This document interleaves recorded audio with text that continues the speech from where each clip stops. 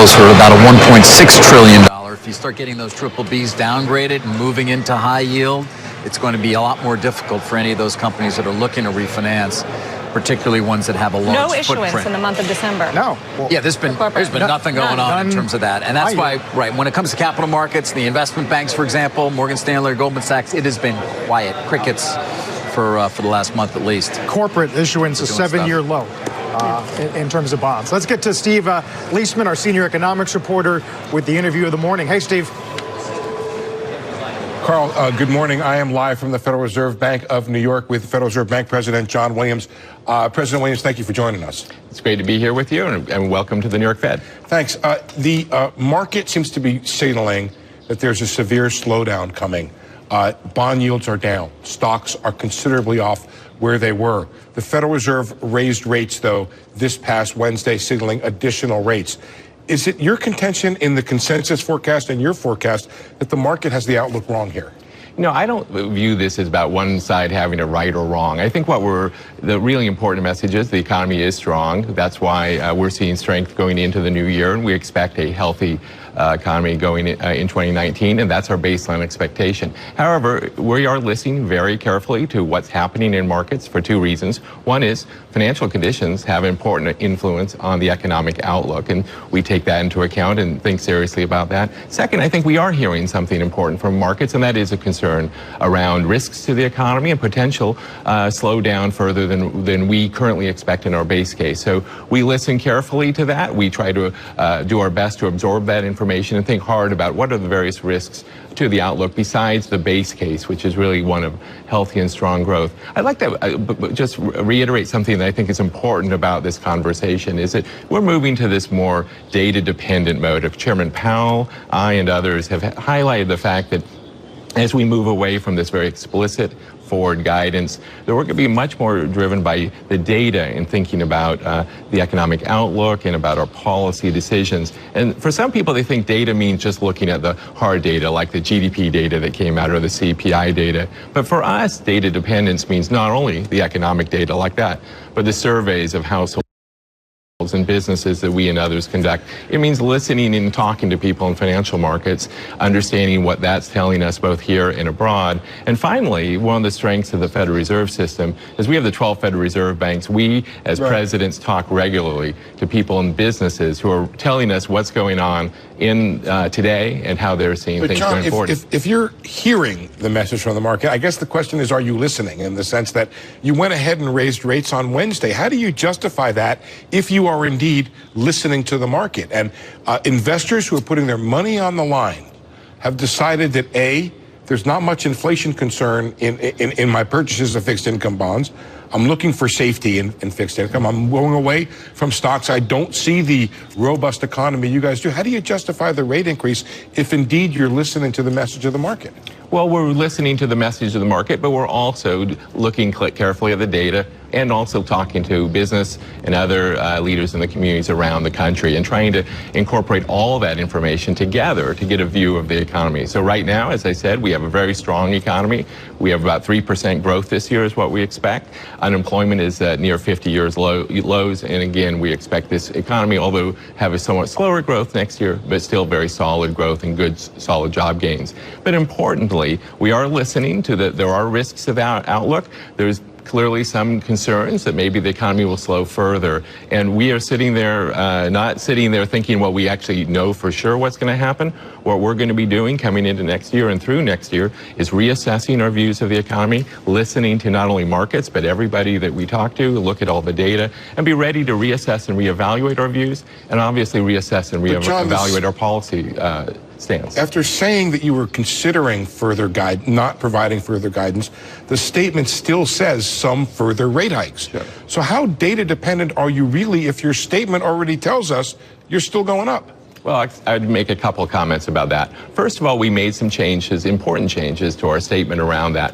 One is we changed the word from expects further gradual increases to judges. Now, if you look it up in the dictionary, judges means we've made an opinion. It's our judgment or opinion that that's where we see things going. This is not a commitment or a promise or in any way a sense that we know for sure that that's what we're going to do. We're actually saying pretty clearly this is how we see it now based on our positive, pretty pretty optimistic view of the economy, and we'll change that as needed. We also put the word some in front of the gradual increases, which is indicating that although we don't think that we're totally done raising rates, we've made a lot of progress in getting interest rates back to normal.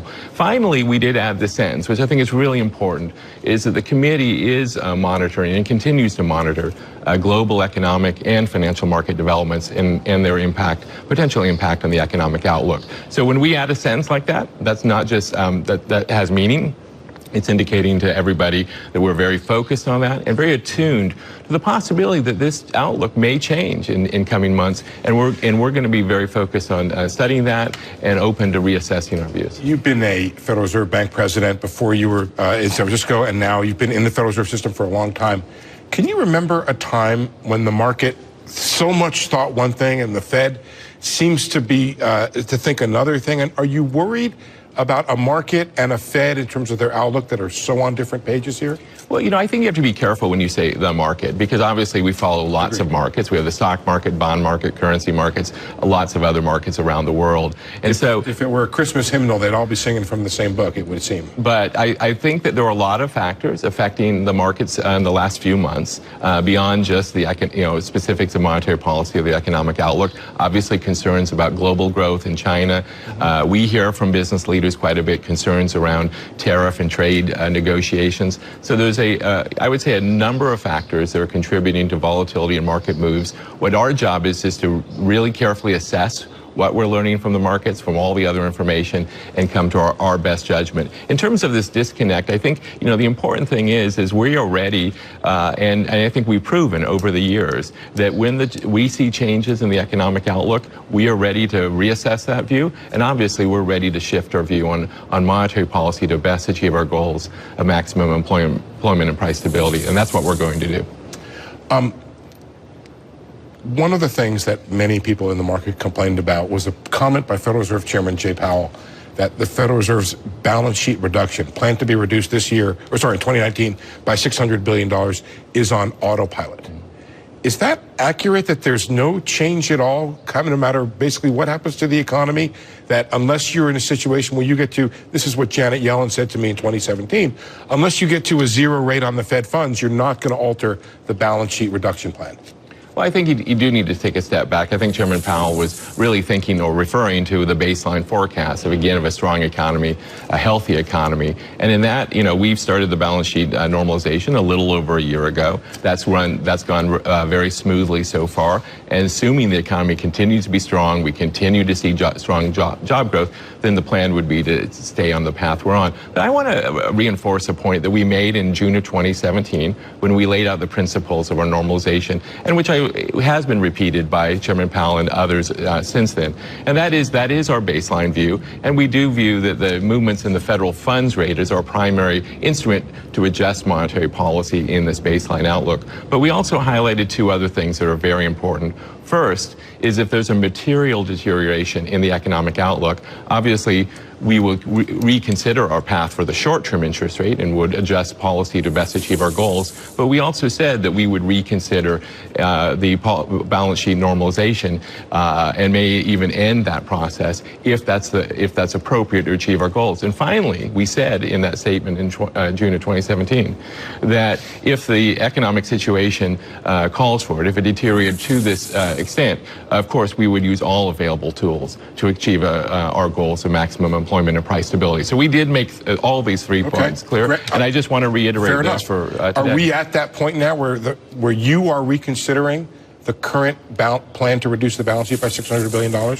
So clearly the committee just met. We did not make a decision to change the balance sheet normalization right now, but as I said, we're going to go into the new year with eyes wide open, willing to read the data, listen to what we're hearing, reassess our economic outlook, and take the right policy decisions that will keep this economy strong, keep the expansion going, and keep inflation near 2%. Yeah, but I got to press you on that question, which is, are you at a point now where you think the plan as laid out to the markets to reduce the balance sheet should be reconsidered? Not at this point. I think the economic outlook, again, is very strong, and I am personally of the view that we're on the right path. I obviously strongly supported our rate hike at a recent meeting. I don't see the need today to change our balance sheet normalization. Good. Let's step back, and I want to look at that because I didn't get a chance to ask your general outlook for 2019. What's the economy look like? What's the path of growth? What happens to inflation and unemployment?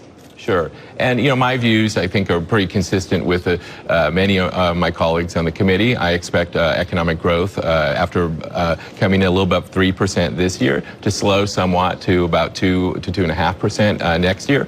Part of this is what we were expecting all along as the economy kind of got a big boost this year from fiscal stimulus and some other factors to see growth slow somewhat, but again, slowing to a pace that's really still well above trend, a pace that means really strong job gains and a pace that means unemployment coming down to around 3.5% next year. Again, in our lifetimes, this is one of the lowest unemployment rates we've seen. I also expect inflation to be around 2% next year. Right now, it's running, I see, at 1.9%. And Core so PCE, as reported by Rick earlier, yeah. Right, and so that's, I think, very consistent. I mean, this is, again, the baseline forecast. It's a forecast where we're in the 10th year of expansion. If things go as planned, we're going to have the longest expansion in the history of the economy. Since you said you're at the consensus, is it right to think that in that scenario, you now see if those numbers come to fruition, 2 rate hikes in that context? So again, we'll go back to this projection and viewing, this is based on my view of where the economy is now, and things can change, obviously, between now and over next year. But my view is that some say something like 2 rate increases would make sense in the context of a really strong economy moving forward. But, we're data dependent. We're going to adjust our views as we've done over the years, depending on how the outlook changes. So I think it's worth having a conversation, what's strong? Right, we're going to do north of 3%, and the consensus forecast of the Fed is down to 2.3. That seems like a weakening economy to me.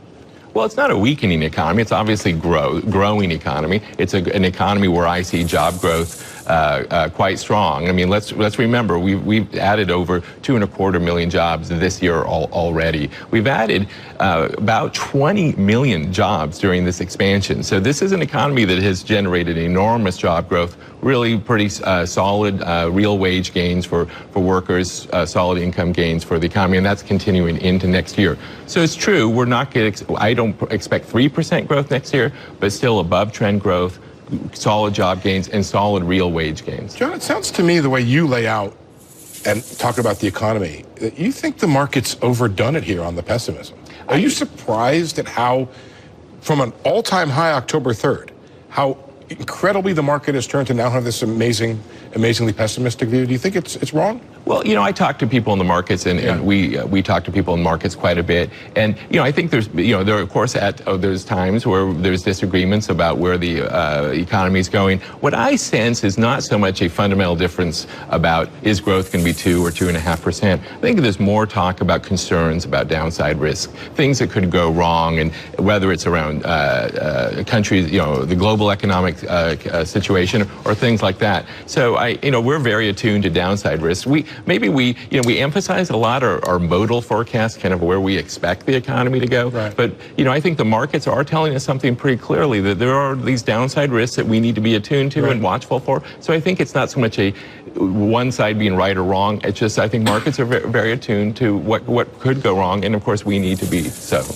We should talk a little bit about those risks. How concerned are you about what you've seen in the global economic numbers, and how does that affect the U.S.? Yeah, so I want to roll back to about a year ago, because I think that's actually helpful here. I think if you asked me, last November, December, I would have expected pretty much trend-like growth in the global economy in 2018, 2019. What we then saw was some pretty good data early in the year, and I think all of us, honestly, and the market participants too, kind of got pretty optimistic. Hey, we're seeing this synchronized global growth. The U.S. economy is doing well, global economy is doing well. Well, in the end, the data kind of contradicted that narrative, and we've seen, a retrenchment of the view of global growth, but really more to just a kind of more of a trend-like growth like we were expecting, say, a year ago. So I view some of these swings in sentiment really was maybe people got more optimistic earlier in the year around growth. Optimistic.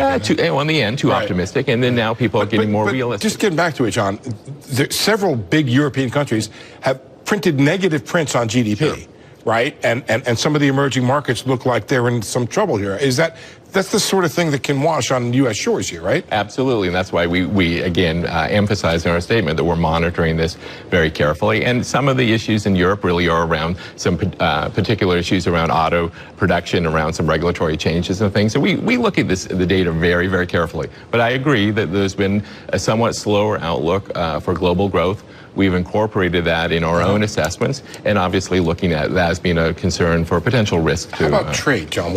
How do you incorporate what's going on with the trade wars between the U.S. and China and around the world? Is that a positive for growth? Is it a negative for growth? Well, this is where I think talking to business people and people in the markets is very helpful, because they're actually dealing with this. So when you talk to people who are affected by tariffs or perhaps other issues, you really kind of see how it affects them. And clearly for some sectors of our economy, I think this has been a negative, and others maybe a positive. Overall, so far we haven't seen, big direct effects of the tariffs, but I do think there's a tone of uncertainty out in the business community and a tone of uncertainty in the markets that we're hearing about is concerns. Well, what happens if this gets a lot worse?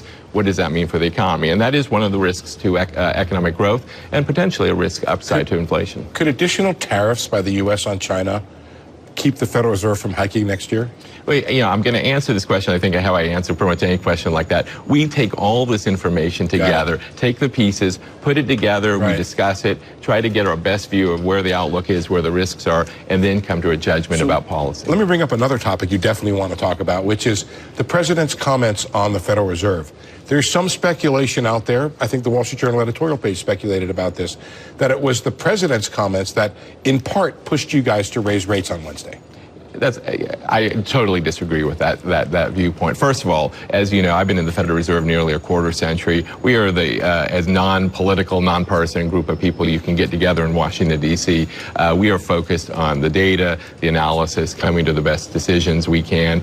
The idea that we might raise rates 3 or 4 times this year has been out there for a long time. The data this year have been strong. Growth has been strong. Job growth, as I said, has been really strong this year.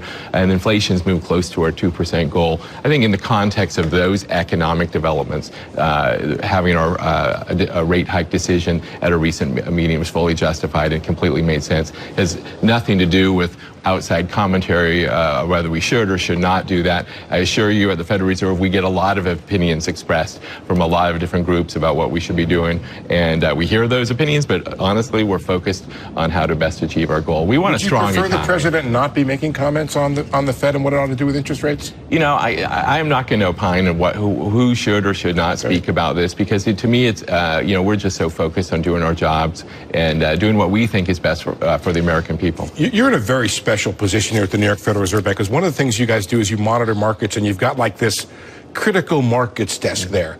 Walk me through how you react when you see things like the Dow plunging 500 points in the wake of the Federal Reserve raising interest rates. Do you hit your head with your palm and say, we messed up? How do you react to that?